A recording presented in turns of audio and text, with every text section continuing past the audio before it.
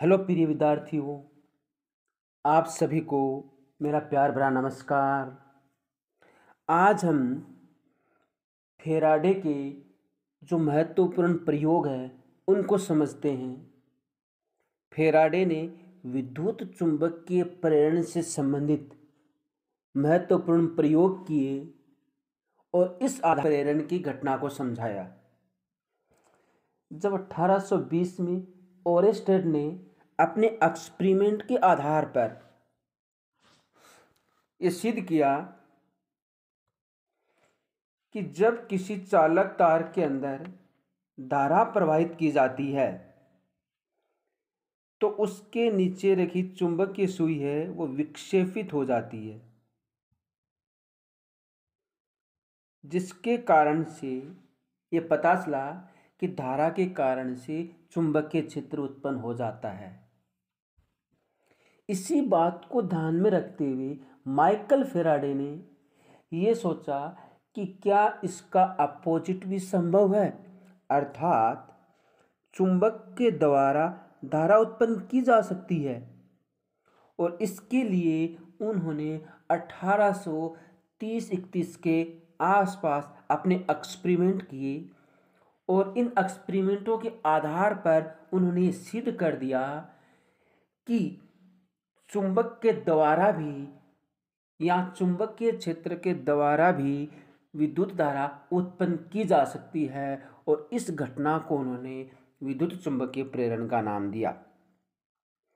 तो आज हम इस विद्युत चुंबकीय प्रेरण को पढ़ने वाले हैं बच्चों फेराडे के नियम से।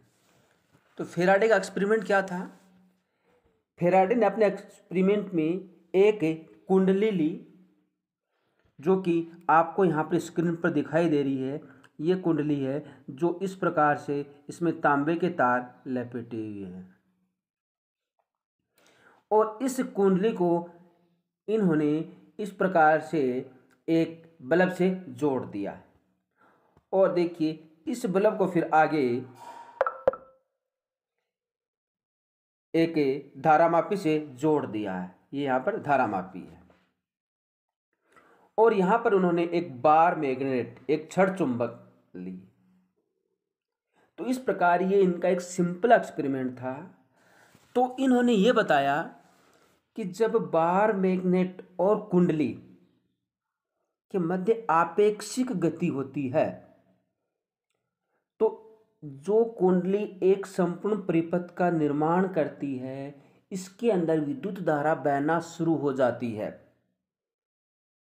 अर्थात इस चुंबक को इस कुंडली के आसपास यदि हम गति करवाते हैं, अंदर लेते हैं या इससे दूर ले जाते हैं तो इस कुंडली के अंदर एक विद्युत धारा उत्पन्न होती है। उस विद्युत धारा को हम प्रेरित विद्युत धारा के नाम से जानते हैं और इसकी वजह से ये जो बल्ब है वो जलना शुरू कर देता है। ये घटना कहलाती है विद्युत चुंबकीय प्रेरण की घटना। इस घटना का मुख्य कारण ये है बच्चों कि जब इस छड़ चुंबक को इस छड़ चुंबक को इस कुंडली के नजदीक ले आते हैं या इससे दूर ले जाते हैं तो इस कुंडली से गुजरने वाली बल रेखाओं की संख्याओं में या तो वृद्धि होगी या कमी होगी। तो इसका अर्थ हुआ इस कुंडली से संबद्ध चुंबकीय फ्लक्स बदल जाएगा, यानी फाई बराबर होता है B डॉट A। जब ये B डॉट A जिसे हम चुंबकीय फ्लक्स कहते हैं ये परिवर्तित होता है इस कुंडली से संबद्ध तो इस परिपथ के अंदर विद्युत धारा बहती है जिसे हम प्रेरित विद्युत धारा कहते हैं और उसी की वजह से ये बल्ब जलता है। यही विद्युत चुंबकीय प्रेरण की घटना है। ओके बच्चों, तो अब हम यहाँ पर समझते हैं कि ऐसा हो रहा है। तो देखिए जैसे ही इस छड़ चुंबक को मैं इस कुंडली के नजदीक लेके आता हूं तो देखिए बच्चों बल्ब की तरफ ध्यान दीजिए और बल्ब के ऊपर धारामापी लगा हुआ है, इसके ऊपर आप देखिए और आपको देखने से पता चलेगा कि क्या इसके अंदर घटना घटित हो रही है। तो देखिए छड़ चुंबक को नजदीक लेके आ रहा हूं बल्ब की तरफ ध्यान दीजिए तो आपको दिखेगा बल्ब जलता हुआ। ये देखिए बल्ब जल रहा है और धारामापी में विक्षेप भी दिखाई दे रहा है। आप देखिए दूर ले जा रहा हूं, ध्यान से देखिए, अगर इसके नॉर्थ पोल को नजदीक ले आ रहा हूं तो इसके अंदर जो विक्षेप आपको दिखाई दिया है वो लेफ्ट साइड में विक्षेप दिखाई दिया है और बल्ब आपको जलता हुआ नजर आया। लेकिन जैसे ही छड़ चुंबक को इस कुंडली के अंदर रख दिया तो आप देख रहे हैं न बल्ब जल रहा है और न ही धारामापी में कोई विक्षेप आ रहा है, यानी कि इसके अंदर इस समय कोई करंट नहीं फ्लो कर रहा है इस सर्किट के अंदर। लेकिन जैसे ही इस छड़ चुंबक को मैं इसे दूर लेके जाऊंगा तो आप देख सकते हैं दूर लेके जा रहा हूं और नजदीक लेके आ रहा हूं, आप देख पा रहे हैं नजदीक लेके आ रहा हूं तो डिफ्लेक्शन जो धारामापी में आ रहा है वो लेफ्ट साइड में आता है और जब उसको दूर लेके जा रहा हूं तो डिफ्लेक्शन राइट साइड में आता है और बल्ब भी तेजी से ग्लो होता हुआ आपको दिखाई दे रहा है। तो आप देख पा रहे हैं जब मोशन हो रहा है तभी ऐसा हो रहा है। लेकिन अब देखिए जैसे ही इस छड़ चुंबक को इस कुंडली के अंदर लाके छोड़ दिया तो हम देख पा रहे हैं कि धारामापी में कोई विक्षेप नहीं नजर आया एंड बल्ब भी हमें जलता हुआ नहीं नजर नहीं आ रहा, यानी धारा नहीं बह रही है। ऐसा ही अगर दूर ले जाके छोड़ दे तो भी ऐसा नहीं हो रहा। तो यहां से क्या पता चल रहा है कि जब छड़ चुंबक और कुंडली दोनों ही स्थिर अवस्था में हैं तो इस सर्किट के अंदर कोई धारा नहीं बहेगी और जब धारा नहीं बहेगी तो न बल्ब जलेगा और न ही धारामापी में कोई विक्षेप आएगा। लेकिन अगर इस छड़ चुंबक को इसके नज़दीक लेके आता हूँ या इससे दूर लेके जाता हूँ तो बल्ब भी जलता हुआ नजर आएगा।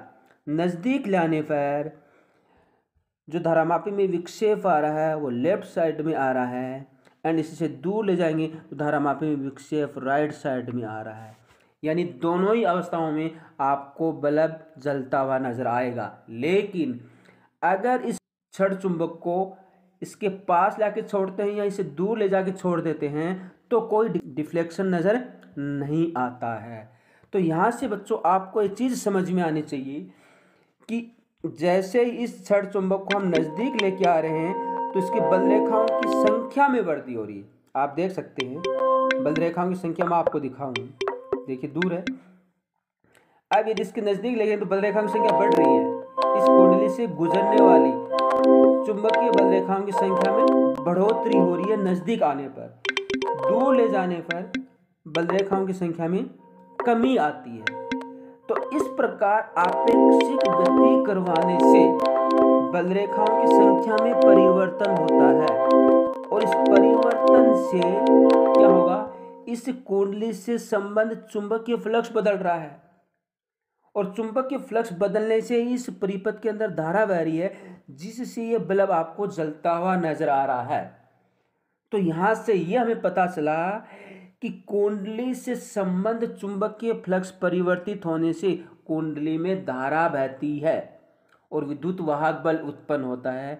उस विद्युत वाहक बल को हम प्रेरित विद्युत वाहक बल के नाम से जानते हैं और जो धारा होती है उसे हम प्रेरित विद्युत धारा कहते हैं। और इस विद्युत वाहक बल का परिमाण फैराडे ने यह बताया कि परिवर्तन जितना तेजी से होता है प्रेरित विद्युत वाहक बल उतना ही अधिक होता है, यानी E बराबर होता है d∅/dt। बच्चों इसको हम कहते हैं फैराडे का नियम। तो ये चीज आपको समझ में आई होगी कि जब कुंडली और चुंबक के मध्य आपेक्षिक गति होने से इसमें फ्लक्स परिवर्तित होगा और फ्लक्स परिवर्तित होगा तो कुंडली से में जो परिपथ है उसमें विद्युत वाहक बल धारा उत्पन्न होगी। यही विद्युत चुंबकीय प्रेरण की घटना है बच्चों। इसमें देखो अब नंबर ऑफ ऊपर वाली है, इसमें नंबर ऑफ टर्न्स कम। ऊपर वाली जो कुंडली है इसके अंदर आप देख रहे हैं बच्चों कि इस कुंडली में 2 ही टर्न्स हैं और इस वाली कुंडली में 3 टर्न्स हैं। तो अगर मैं इसके नजदीक लेके आऊंगा तो बल्ब आपको तेजी से जलता हुआ नजर आएगा और इसके नजदीक लेके आऊंगा तो बल्ब है वो धीमा नजर आएगा। आप देख सकते हैं, देखिए बल्ब बल्ब ग्लो कर रहा है लेकिन कम है, इसकी तीव्रता कम है। इसके अंदर देखिए, आप देखिए कितना ज्यादा बल्ब ग्लो कर रहा है। इसके नजदीक और दूर लेके जाता हूँ, तो कहने का मतलब ये हुआ कि ये जो कुंडली है इसके अंदर नंबर ऑफ टर्न्स कम है, यानी इसके अंदर अगर N1 है, इस टर्न्स इसके अंदर N2 है, तो कहने का मतलब हुआ N2 है वो ग्रेटर देन है N1, और जिसमें नंबर ऑफ टर्न्स ज़्यादा होंगे उसके अंदर विद्युत वाहक बल अधिक प्रेरित होगा, क्योंकि फेराडे का नियम ये था E बराबर N। N यहाँ पर क्या है, कुंडली में फेरों की संख्या, N d∅dt। तो जितने ज़्यादा फेरे उतना ज़्यादा प्रेरित विद्युत वाहक बल, इसलिए इसमें नंबर ऑफ टर्न्स कम होने के कारण से जो बल्ब है उसकी तीव्रता हमें कम नज़र आती है।